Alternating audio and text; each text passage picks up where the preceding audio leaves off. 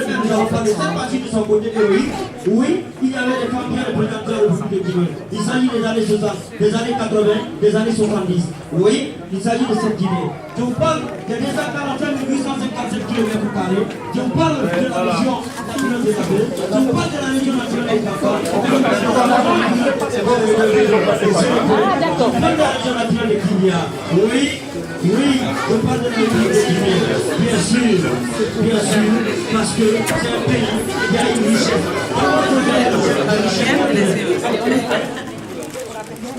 Salut. Son Excellence Lansana Kouyaté. Président du PDN, Lansana Kouyaté. Applaudissez s'il vous plaît. Et l'arrivée de Lansana Kouyaté, accompagné de son épouse, les athlètes. Veuillez vous lever s'il vous plaît pour accueillir le président et sa suite. Oui, nous accueillons Lansana Kouyaté du 15 juillet 1950 à Koba, précisément à Koba. Donc 67 ans de service pour la Guinée, 67 ans de service rendu à la CEDEAO.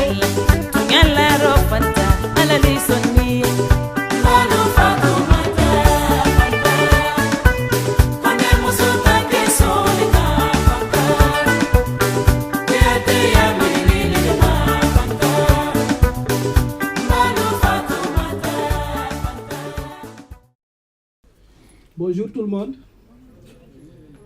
Monsieur le Président du Parti de l'Espoir pour le Développement National, Son Excellence Monsieur Lansana Kouyaté, Monsieur le Secrétaire fédéral du Conseil fédéral de PDN France, Mesdames et Messieurs les membres du Bureau fédéral ici présents, Madame la coordinatrice de la section APR Nice Côte d'Azur, Monsieur le coordonnateur de la section APR Cannes, Mesdames et Messieurs les représentants de la communauté guinéenne à Nice, Mesdames et Messieurs les membres du bureau de la section PDN de Nice, distingués invités, Mesdames et Messieurs, c'est pour moi un bien réel plaisir de vous souhaiter la bienvenue à cette conférence portant sur les enjeux et perspectives devant permettre un redressement efficace de notre cher pays, la Guinée. Je voudrais remercier chaleureusement Son Excellence, le Président M. Lansana Kouyaté, et sa délégation d'avoir accepté notre invitation pour venir rencontrer la communauté guinéenne de Nice autour de ce thème central qu'est le redressement de notre pays. Je remercie le bureau du Conseil fédéral du PDN, inlassable cheville ouvrière de cette grande conférence qui nous réunit cet après-midi. Je voudrais particulièrement exprimer mes chaleureux mots de bienvenue à tous ceux et celles qui ont bien voulu effectuer le déplacement pour assister à cette conférence. À ma qualité de secrétaire général de la section de Nice, j'exprime ici toute la joie et la satisfaction des membres de la section de vous voir si nombreux à cette présente rencontre. Merci d'avoir sacrifié de votre temps pour être là. Chers invités, Mesdames et Messieurs, la conférence qui nous réunit cet après-midi dans cet hôtel est la suite logique d'une série de rencontres initiées par le bureau du Conseil fédéral afin de permettre au président de rencontrer la communauté guinéenne de Nice partout où elle se trouve pour discuter des problèmes de notre pays. La Guinée, traversant une crise économique et sociale sans précédent, la nécessité de la mise en place d'un cadre de réflexion n'a jamais été autant d'actualité. Ce n'est un mystère pour personne. Depuis 2010, la Guinée ne cesse de régresser et cela sur presque tous les plans. Chômage, destruction d'emplois, fermeture d'entreprises, dont l'usine de Fria, crise sanitaire, système éducatif défaillant, corruption, violation des droits de l'homme et plus grave encore, l'exacerbation de l'ethnocentrisme et du régionalisme. Bref, le bilan depuis 7 ans reste globalement négatif, car aucun secteur n'a connu un réel changement. Nous sommes dans un perpétuel bricolage des politiques publiques. Cette situation est mal vécue par la population guinéenne qui tire le diable par la queue. Le constat est accablant, mais en même temps des possibles s'ouvrent des perspectives, chaque jour un peu plus. En effet, si la crise politique, économique et sociale est sans précédent, dans ces dernières 30 années, elle est un moment de décision charnière où s'invente un après. Et cet après est fait d'un potentiel intéressant que nous avons la responsabilité de créer en tant que jeunes. En effet, cette conférence de Nice va nous permettre de diagnostiquer de façon objective les causes réelles des problèmes de la Guinée. Car sans une identification objective de ces causes, nous ne pourrons jamais aboutir à des solutions adéquates. Et en même temps, elle nous permettra de voir comment résoudre ces problèmes et par quels moyens.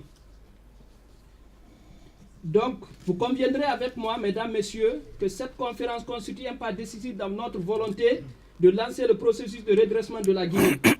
Sans être prétentieux, nous souhaitons que cette rencontre de Nice soit celle qui jettera les bases d'un renouveau pour la Guinée. L'espoir est donc permis, car nous constatons une prise de conscience des populations guinéennes sur la manière dont le pays est géré. Les manifestations à Boké, Beila, Sigiri, j'en passe, sont une illustration éloquente de cette situation. Voilà un aspect important qui nous rassure quant à l'avenir. S'il ne faut pas faire preuve d'un optimiste forcené, rendons-nous compte de ce qui est en train de se passer. Jeunes de la diaspora, mobilisons-nous, engageons-nous pour donner un élan au changement tant attendu par nos concitoyens. La gravité de la situation de notre pays, tant sur le plan économique et social, nous interpelle tous et nous projette dans des défis majeurs auxquels nous devons faire face. Parmi ces défis actuels, nous avons celui qui consiste à s'opposer de façon catégorique à tout projet de modification constitutionnelle de la part du régime en place visant à s'octroyer un troisième mandat, voire même à s'éterniser au pouvoir, car l'ambiguïté entretenue par M. le Président à cet effet est totale, sans compter les déclarations des siens que nous enregistrons chaque jour.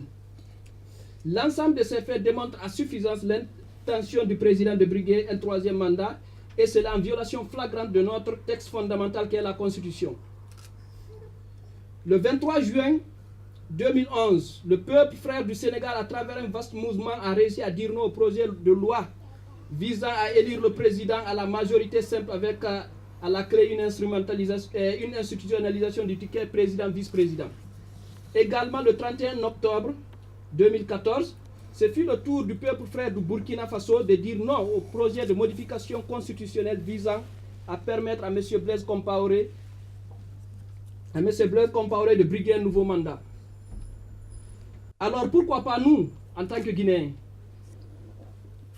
À travers cette conférence, nous lançons un appel à l'endroit de toute la jeunesse guinéenne partout où elle se trouve pour dire non à un projet de troisième mandat, et cela avec la plus grande fermeté, car ça serait le mandat de trop. Nous saluons par cette occasion la réactivité de certains chefs d'État africains comme le président Macky Sall du Sénégal, qui lors d'une sortie a mis un terme au débat sur l'éventualité de briguer un troisième mandat. De grandes luttes ont été menées pour l'instauration de la démocratie dans notre pays, donc nous devons garder précieusement cet acquis et en même temps l'améliorer. Mais nous ne devons pas céder car nous aurons failli à notre mission qui est celle de conserver et d'améliorer l'héritage légué par nos dévanciers. C'est d'ailleurs pour nous le moment de rendre ici un hommage vibrant à l'un de nos aînés qui nous a quittés le dimanche dernier. Il s'agit de Dr Bakary Diaby, ex-secrétaire fédéral du Conseil, ex-secrétaire fédéral du Conseil fédéral du PDN France. Je voudrais que nous ayons, à cette circonstance aussi solennelle, une pensée particulière pour lui, pour le service rendu à la nation à travers sa lutte pour l'instauration de la démocratie dans notre pays. Nous lui devons à tous égards la restructuration du Conseil fédéral du PDN France. À votre nom, je voudrais l'assurer de là où il se trouve, de notre détermination à poursuivre ce noble chantier qu'il a ouvert pour l'amorce d'un vrai changement pour la Guinée en 2020. Chers amis, j'ai l'espoir que nous trouverons les voies et moyens pour construire une alternative crédible pour sortir notre pays de l'ornière. Excellence, Monsieur le Président du PDN, de par votre parcours et de par votre engagement, vous représentez l'espoir de la jeunesse guinéenne. Et c'est sur ce mot d'espoir que je voudrais vous souhaiter à toutes et à tous une conférence haute en débat de qualité et en solutions innovantes pour la Guinée de demain. Vive la Guinée, vive le PDN. Ensemble, nous pouvons. Je vous remercie. Merci.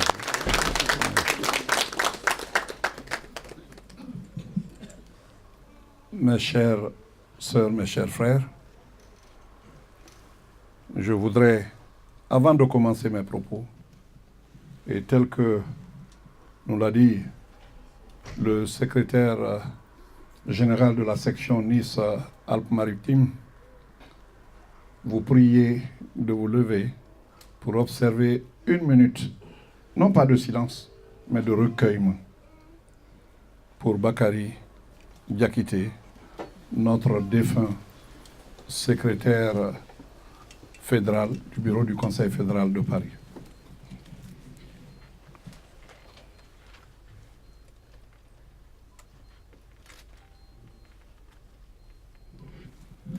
Je vous remercie.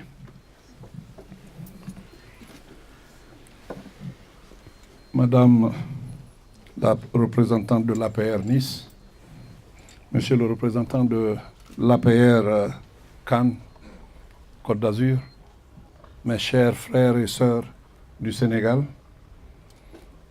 je voudrais vous remercier pour la participation que vous apportez en vous ajoutant à vos frères et sœurs de Guinée. La Guinée et le Sénégal constituaient naguère le même ensemble. Le nom, c'était les rivières du Sud. La séparation des pays ne date pas de très longtemps. Mais ce qui a été décousu peut être recousu. Ce qui a été démantelé peut être rassemblé. Telle est l'option que nous nous faisons pour l'Afrique de l'Ouest et pour l'Afrique en général. Monsieur le secrétaire fédéral, Mesdames, Messieurs les membres du Conseil fédéral de France, Monsieur le secrétaire général du bureau du Conseil de section de Nice, Mesdames, Messieurs les membres du Conseil, Madame Kouyaté, présidente de Asnavi,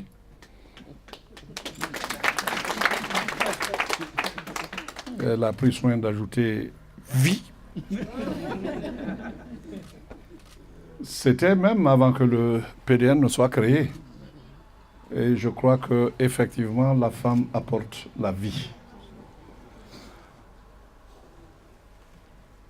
Mesdames et messieurs, chers frères et sœurs, il y a 3 raisons au moins qui peuvent expliquer ma joie d'être ici, à cette conférence. La première, c'est d'avoir l'occasion de rencontrer le bureau de Nice. Les féliciter pour le choix qui a été porté sur eux, même si c'est par cooptation, et les encourager pour que les structures qui doivent être édifiées partout, dans les quartiers, et d'ici même dans d'autres villes, qu'ils en soient le porte-drapeau. La deuxième raison de ma joie d'être ici, il m'a été soumis un thème: quelle solution pour la Guinée? Guinée 2020, enjeux et perspectives pour un redressement national. Ce sujet suggère que l'on ne tombe pas dans l'identification des maux que nous connaissons déjà. Oui, le secrétaire général a dit, on ne peut soigner qu'un mal dont on connaît la portée. Le mal guinéen est connu. Il est connu de tous les Guinéens. Mais je le dis, au-delà de la mauvaise gouvernance, il y a la responsabilité de chacun de nous. Quand vous êtes dans la circulation en Guinée, le chauffeur se plaint que la circulation est impossible. Mais il arrive des moments où il se trouve arrêté à un endroit où il ne doit pas s'arrêter. Il oublie qu'il fait partie du problème. Chacun des Guinéens fait partie du problème. Nous devons avoir le courage de reconnaître qu'en nous vit des maux que nous devons extirper. Si je dois me mettre à décliner tout ce qu'on a de maladies, on passera le temps sur ces citations. Le sujet, monsieur le secrétaire général, que vous proposez est un sujet plein d'espoir, parce qu'il s'agit d'une solution pour la Guinée, une solution à laquelle nous devons réfléchir tous. Et ça, c'est la troisième raison pour laquelle je suis content d'être ici, parce que dans le même thème, il est dit définir ensemble les voies et moyens devant permettre un redressement efficace de la Guinée. Cette conférence ne sera pas comme les autres. Je préfère que ça soit interactif et que tout sujet qui est brûlant, qu'on s'arrête et qu'on échange là-dessus. Au lieu que le président du parti vienne raconter sa vie, dire ce qui va, ce qui ne va pas, mais chaque fois qu'un sujet est posé, qu'on discute, ceux qui ont à apporter leur réflexion, que ça soit une œuvre d'ensemble. Si vous me permettez, c'est cette voie que je vais suivre, parce que la réunion est d'importance. Il est assez facile d'identifier ce qui ne va pas. Je ne reviendrai pas à ça. Le secrétaire général déjà en a cité suffisamment. Corruption, une mauvaise gouvernance donc, qui rime avec corruption précisément. L'abandon, n'est-ce pas, des entreprises, notamment des industries qui ont été démantelées, et le problème de l'emploi jeune, etc., etc. Oui, ces problèmes sont connus. Mais quelle solution il faut? Le Parti de l'Espoir pour le développement national a édifié depuis 2009 un projet de société assorti de 100 projets concrets à réaliser dans les domaines que nous avons trouvés des domaines de préoccupation. Tout est préoccupant en Guinée. Tout est urgent en Guinée.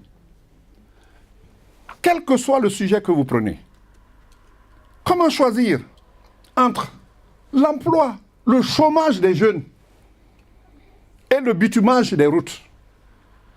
Comment choisir entre le manque d'électricité, le manque d'eau, les soins? Les Guinéens meurent, c'est là-bas le mot le plus courant, c'est courte maladie.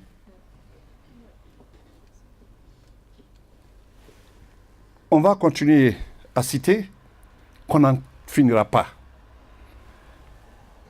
Ce papier du Parti de l'Espoir pour le développement national, nous l'avons fait intentionnellement, c'était en 2009. Le parti venait d'être créé.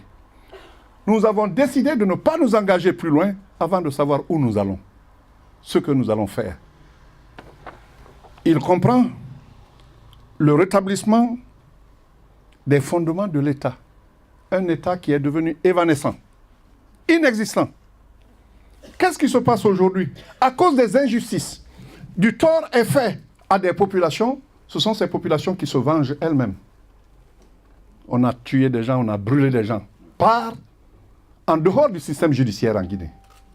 Et évidemment, là où l'État n'existe pas, l'autodécision de vengeance s'invite. Et c'est ce qui arrive dans beaucoup de cas. Le premier point que le projet politique du PDN a reconnu, c'est d'abord rétablir les fondements de l'État. Aujourd'hui, l'Assemblée nationale, les ordres, les institutions ne sont pas véritablement des institutions qui sont indépendantes et autonomes. De quelque part, quelqu'un appuie sur le remove control, sur, comment on dit en français, la télécommande. Quand il appuie, et à l'Assemblée, n'est-ce pas, les gens se mettent à décider. Ce n'est pas comme ça qu'un État doit marcher. Il y a une séparation de pouvoir. Il faut assumer que c'est la meilleure voie pour l'État et pour le peuple. Que les législateurs fassent leur travail de législateur, que l'exécutif fasse son travail d'État et que le judiciaire fasse son travail, n'est-ce pas, de justice.